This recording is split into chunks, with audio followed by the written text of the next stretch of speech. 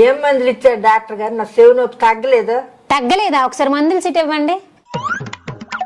ఇవి చాలా మంచి మందులండి. తగ్గకపోవడం అంటూ ఏమీ ఉండదు. నేను చెప్పినట్టుగా వాడారా? ఎందుకు వాడలేదు డాక్టర్ గారు? రోజుకి ఈ చెవిలో నాట ఈ చెవిలో నాట వేస్తాను.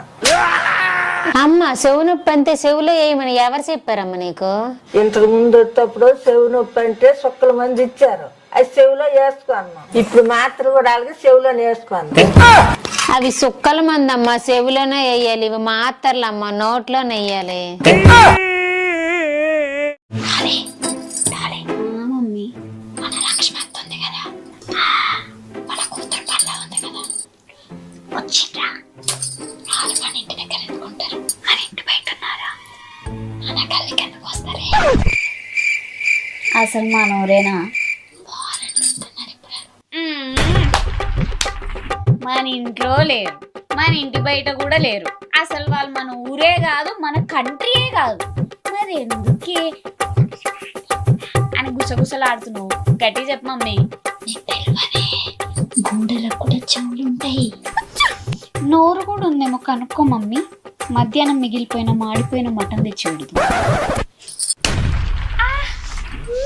మీరు చిన్న పిల్లలు, కొన్ని విషయాలు ఇట్లనే మాట్లాడాలి. ఏమండి? ఏమండోయ్ మిమ్మల్ని? అబ్బాయి ఏమిటే? వెనకటి కాంతమ్మ గారు 4 కాసుల గొలుసు చేంజ్ చేసుకుంది. పక్క వీధి తాయారమ్మ గారు కలర్ టీవీ కొనుక్కున్నారు. పచ్చమైన వాళ్ళ అమ్మాయి లేదు, అమ్మాయి పట్టీలు కొనుక్కుంది. అందరూ అన్ని కొనేసుకుంటున్నారు. మనం ఎప్పుడు కొనుక్కుంటామో ఏమిటో. నేను ఇలా బాగుతుంటే అనరే ఈయనేరి. ఏమండి? ఏంటి ఇంట్లో పనులన్నీ పని మనిషిలాగా నేనే చేస్తున్నాను. నాకు నెల నెల జీతం కావాలి. అంతే కదా, నీకు ఎంత జీతం కావాలంటే అంత జీతం తీసుకో. నిజంగానా? నిజంగా. కాకపోతే ఒక షర్తు. ఏంటి? నాకు పని ఆవిడ నచ్చకపోతే మాత్రం మార్చేస్తాను. నాకే జీతం వద్దులేండి.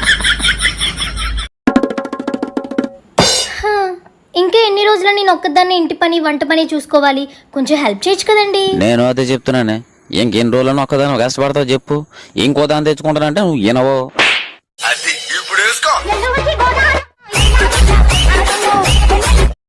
ఇంగ్లీష్ లో మాట్లాడితే ఎంత టైం వేస్ట్ కదా. ఏమన్నా అర్థం కాకుంటే I didn't understand, can you please explain it again అనాలి. అదే తెలుగులో అయితే అంటే చాలు. దేవుడా, ఒక 2-3 కోట్లు ఉంటే కింద పడి నేను పైకి వచ్చిన తర్వాత తిరిగి ఇచ్చేస్తా.